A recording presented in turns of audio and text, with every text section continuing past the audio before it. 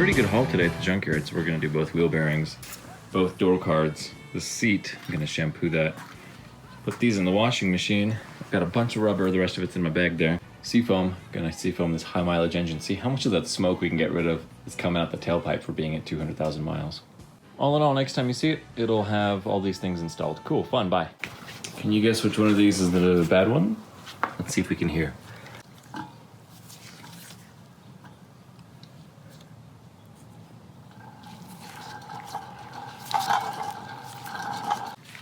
This upper control arm, the upper control arm bushings are to be tightened when the car is down at level, so you're not straining the bushings.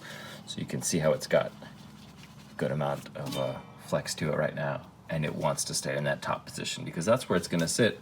See how it's this much lower because the car's jacked up, which is good. Generally applies to all bushings. You always want to do a final tightening of the bushings when they are loaded.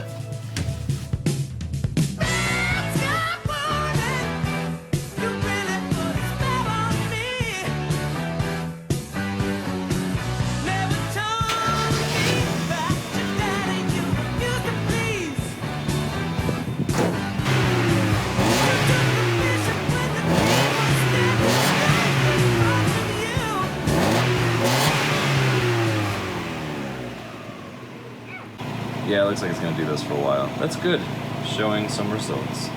Now, that the seat is properly soaked in smoke, let's shampoo it and steam it.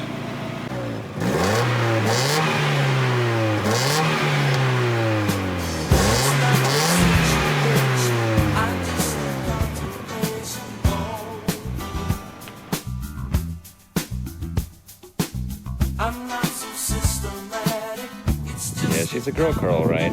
Right now she's my dirty girl. I gotta clean her.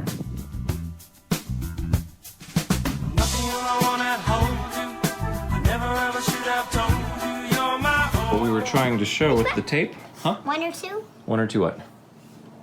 Did you use it for a contract, or did you just put it there to separate it? Yeah, I wanted to see how it would look before and after. So if you see this line here, you can see just how much clearer it is.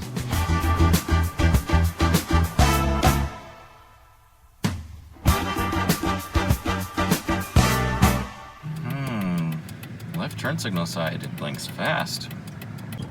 Good thing we have junkyard parts.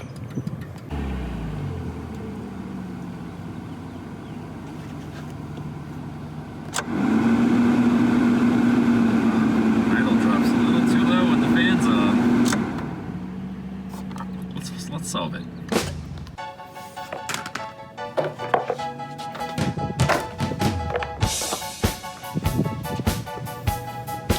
See how cruddy that is? Ooh.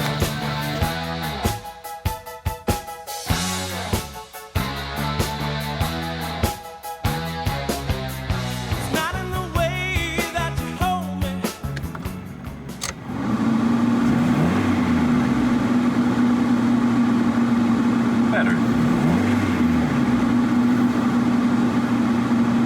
Yeah. I can't believe I've made it 3, almost 4 weeks with this thing still plugged in.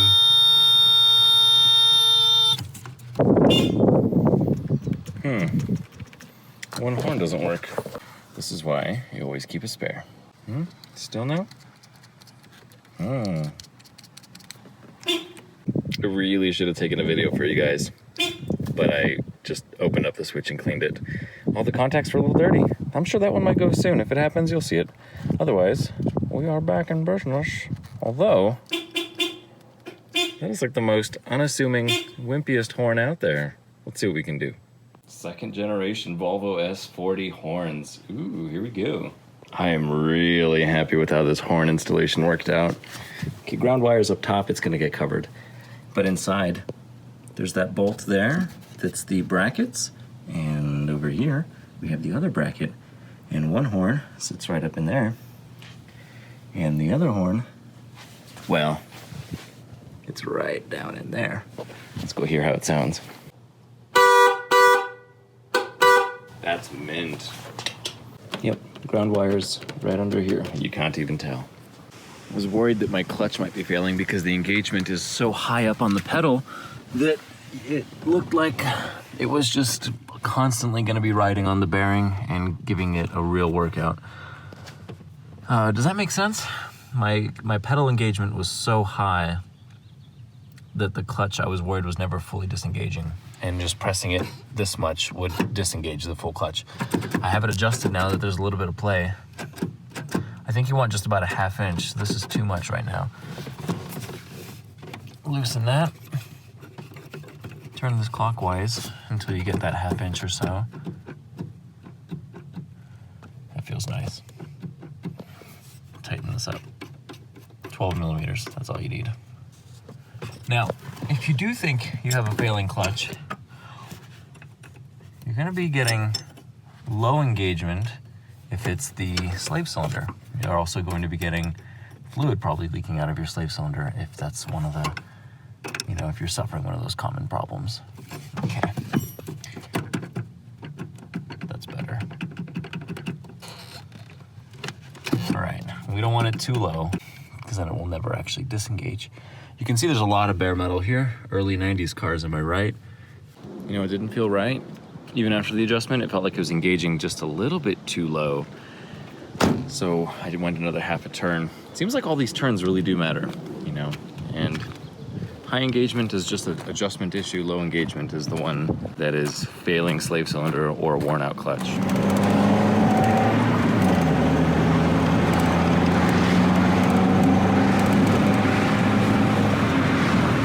Date and at the coffee shop with my Miata, and up comes this guy just past closing time, and he says, "Hey, is that your MX-5 out there?" And I said, "Yeah, it's my MX-5." You can tell the true enthusiasts, they call it the MX-5. They don't say Miata as much, although to be honest, I think the Australians are picky about that more than us or some of the international markets. It says Miata. Ooh, it's hot. 100 degrees today. So we get to chatting, this guy and myself, and he's got a couple Miatas, so I'm on my way to his place now. I'm gonna go take a look and see what he's got, parts-wise, cars-wise. He says he has quite the collection and a bunch of other classic cars as well. Nice guy, and just happens to meet me at the coffee shop, which is kind of cool how things work out. Also, girls like Miatas, so it's a really great little date car. So it's got that beige interior, the beige top? Yeah. Wow. Yeah. And the wooden handle. I might have some Miata, early Miata magazines for you. Oh, fun. Yeah, no, I mean a whole set. Yeah. So come on, I'll show you where this Miata is. Let me move this tire. It's gonna be quite an adventure if we try to leave this out. No, we can take off the back panel. Oh, even the better. back. Yeah. But here's you're looking at the doors and fenders are in nice shape. Yeah. And those are the original. Those are the '97 wheels. 2 of the tires are really good, and 2 of them aren't so good. I really like this color. It's kind of It's fun. It has a spray over. I think your red's nicer for the Miata True. kind of thing. It is a good Miata color. Yeah, there's a, see, it's an automatic. Yeah. This one also had a hard top on it, and you buy those. And I have a whole box of like the tonneaus and things. You need tonneau covers and stuff. Yeah, yeah. I got all that. I'll let you do it, David. You probably have opened yours up. Should just be right in this front and center here. I mean, it would do 112 miles an hour. Wow. I don't think I'd ever go past 80 on that one. No, 112, and it could get 35 miles per year. It's better gas mileage over 85 than before. Wow, that's because cool. it actually sit down and go pretty good. But my dad owned it, and then we gave it to my son. How long did you drive it? Or how long have you owned it? And brand new, 1991. Oh, you got it new? Yeah, we're the original owners. It's a lot of fun to see the collection, though. Well, you're looking at a 68 Ford Galaxy XL, but this is the cool part. I have a thing for hidden headlights. Yeah, it's got those folding. Just this section of this car in this shape. Yeah. That's $3,000. Wow. The car itself's only worth $4,500, but that ever. front end right there, that's $3,000. Just the front end. This one's even rarer. This is a Plymouth Grand Fury. Very few of them made with this front end. 1 year only. Look at these flip-up headlights. You got a whole collection of flip-ups. Wow. Yeah. Well, I have a '69 Chrysler 300C convertible too, with flip-up headlights. 69. With the 440 and the whole deal. Yeah. This is the trailer I built for it. She did. That's a great photo. But what happened to the trailer? My brother has it. Oh, cool. He stole the trailer, but I matched up everything because it had these rails. It's a Goldwing trailer, Yeah. and this had On this the boot, was yep. this was an option. A very very rare option was the trunk lid with the luggage rack. Mm-hmm. So the license plate holders matched, which is pretty cool. This matched, and it was the coupe with the so people just loved it. I mean, Yeah. whenever they would come out of a shopping center or something, there usually would be 5-6 people going, does the deal do the? And all the Miata people asked, does the dealer sell that trailer? I said, Yeah, no. right. I painted it. Because it made it look so nice. I painted the original Mazda color, and I put in these. I matched the. It was a stick-on, but it was actually part of a Southwest edition. There's actually a turquoise blue trimming on the whole thing. This little accessory bag or something. Oh, is that a windscreen that goes around the seats? Whoa, yeah, windscreen between the seats. Yeah, this is. Oh, what a find. Yeah, this is all factory stuff too. Every single bit. Good, an OEM antenna, because my niece keeps spending mine. Yeah, well that's okay. She'll learn. Yeah, she's having fun. She'll say, well, when can I have it? Yeah, right. Yeah. I mean, this is the '69 Chrysler 300C convertible. You'll never see another one, unless you're lucky. Well, I'm very lucky today. Yeah. So, but the reason why I bought it. Flip lights. Yeah, flip I see lights. the- But it's got the common trend 440. here. This is my absolute favorite car. I've had over 240 cars. So Yeah, I'm only about 10% of that so far. a little bit. But his original wraparound console, it's the one that made DeLorean go from vice president to president of Pontiac. Wow. And so it's a neat thing. I mean, that's a big old engine. But it's, Yeah. I mean, If we complain about cars being big today, we forget where we came from. it's just, the production hood, it's the longest production hood produced after 1940 of any car. The Mark I was going to be 2 inches longer than DeLorean, so we spent $1,000 on every car to extend it 8 inches, so it'd be and still the longest production hood. There's nothing from here to here, Yeah. under here. Yep. I mean, it's all Just a big engine, cow. just all engine that way. But they were wondering if they would sell them because they had to put an extra $1,000 on the price tag, right? Sold every single one. Nice. And these two Buicks are my favorites. It's not a 70, but it's a 71 GS 455 car in red and black. And that's a 65 Riviera Grand Sport with every option. So Wow. dual quads, And the headlights come out in the corners there? That's so cool. clamshell. Yeah.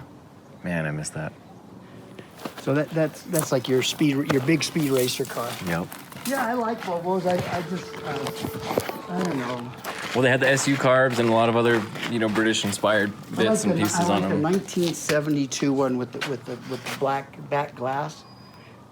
It's like a little hatchback. Yeah. The ES, 1800 ES. I really like that Yeah, car. very funky.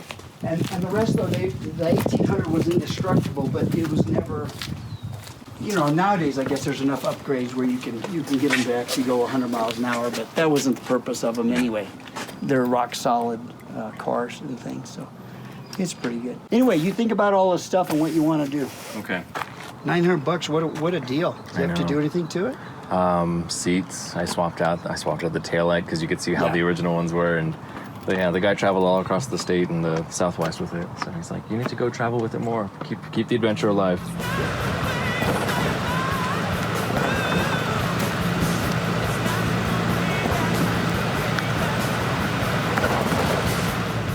Today I went and got some over-the-counter drugs to treat the Miata problem, and this is what I came home with. They recommended all kinds of chemicals, like any good American pharmaceutical company should.